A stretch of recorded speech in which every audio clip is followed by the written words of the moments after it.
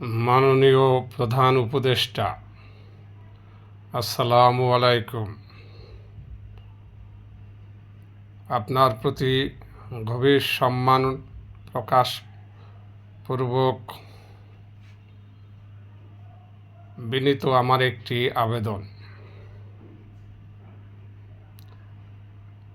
বাংলাদেশের শিক্ষক সমাজ, যারা মাদ্রাসার শিক্ষক এবং যারা বেসরকারি স্কুলের শিক্ষক,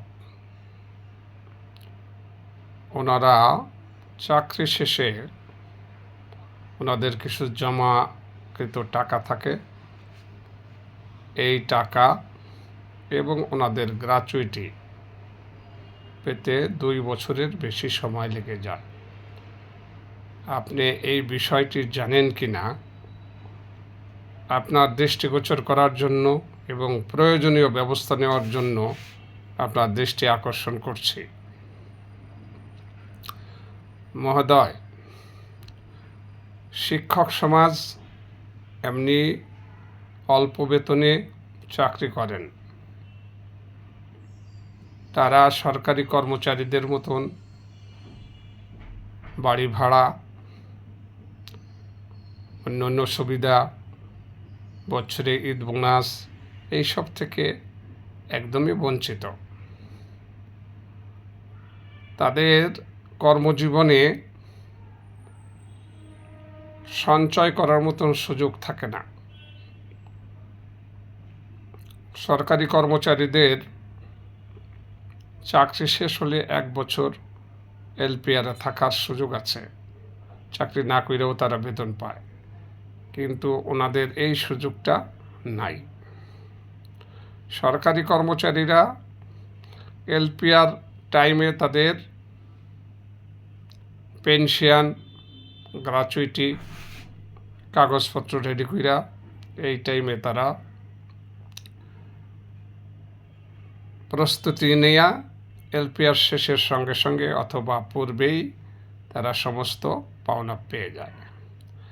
এছাড়া সরকারি কর্মচারীদের ছুটি থাকা সাপেক্ষে তারা ছুটির টাকা 18 মাস পর্যন্ত ছুটির টাকা এককালীন পায়। বিভিন্নভাবে তারা উপকৃত হন, কিন্তু স্কুল বা মাদ্রাসার টিচারদের এইরকম কোনো সুযোগ নাই এবং তাদের সবসময় আর্থিক অনটনের ভিতরে তাদের জীবন কেটে যায়।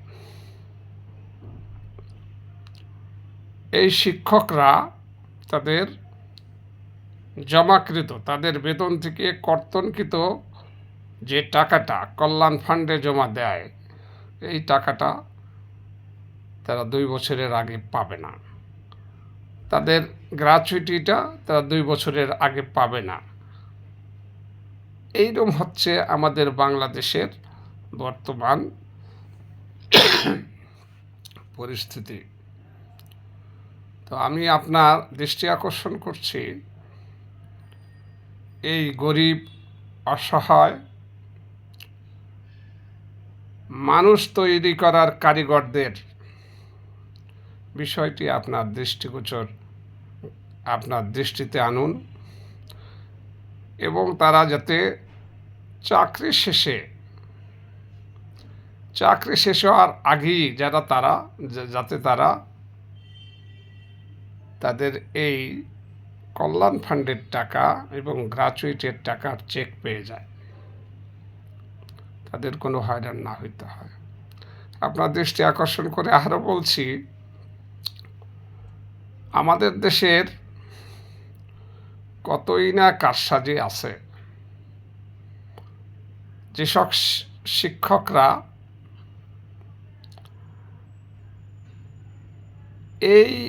যেখান থেকে এই গ্র্যাচুইটি এবং কল্যাণ ফান্ডের টাকাটা আসে, সেইখানে যারা কৌশলে যোগাযোগ করতে পারে, তারা 2-3 মাস বা 6 মাসের ভিতর টাকাটা পেয়ে যায়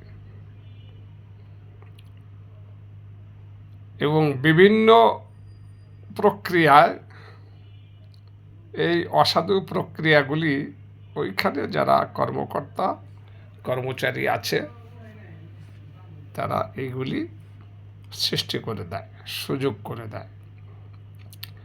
সাধারণ শিক্ষকরা যারা দৌড়াদৌড়ি করতে পারে না, যারা তদবির বাণিজ্য করতে পারে না, যারা টাকা ঢালতে পারে না, তারা এই সুযোগটা পায় না।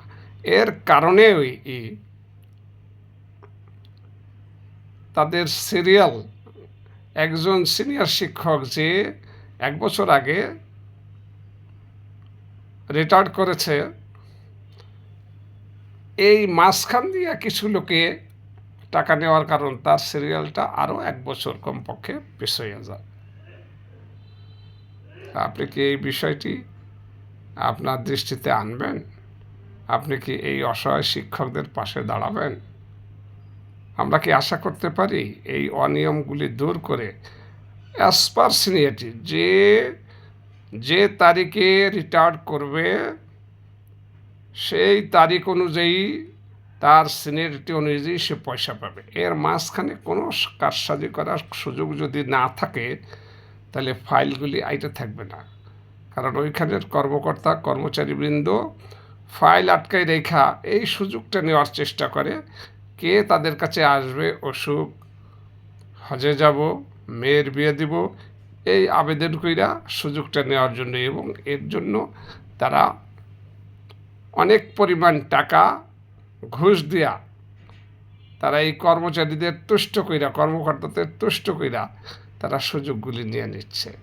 তো এইটা বন্ধ করার জন্য আপনার প্রতি আমার বিনীত আবেদন। এছাড়া এই শিক্ষকবৃন্দকে যাতে তারা তাদের ন্যায্য প্রাপ্য, তাদের জীবদশায়, অর্থাৎ একজন শিক্ষক 59 বছর বা 60 বছর চাকরি করার পর অনেকেই বাঁচেন না, আর অসহায়ত্বের কারণে, না খাওয়ার কারণে ওই শিক্ষক সে অন্য কোনো কাজ করার তার বয়স থাকে না, না থাকার কারণে পরিবার পরিজন নিয়ে সে সাংঘাতিকভাবে অসহায় জীবনযাপন করেন। আমার নিজের ভাই এই অসহায় জীবনযাপন করছে, তাই আমি একটু অযাচিত আপনার প্রতি দৃষ্টি আকর্ষণ করছি। আপনি এই অসহায় শিক্ষকদের সহায় হন এবং এই পর্যন্ত যাদের ডিউ আছে টাকা, এই ডিউ টাকাটা অনতিবিলম্বে দিয়ে এরপরে বাই সিরিয়ালি কেউ যাতে সিরিয়াল ডেঙ্গাইতে না পারে যে কোনো কারণে, এটা আপনি নিশ্চিত করার ব্যবস্থা গ্রহণ করুন। গোটা শিক্ষক সমাজ এইরকম একটা সুবিধা যদি পায় তাহলে আশা করতে পারবে বাই সিরিয়ালি সে পাবে। আর ওইখানে যারা দুর্নীতিগ্রস্ত অফিসার তারাও দেখবে যেহেতু আর টাকা নিয়ে আমাদের কাছে কেউ আসছে না, তখন তাদের ফাইলগুলি আর আটকাই রাখবে না, দ্রুত তারা পেয়ে যাবে। আপনি কি আমার এই আহ্বানে দৃষ্টি আকর্ষণ করবেন? Thank you very much. আসসালামু আলাইকুম।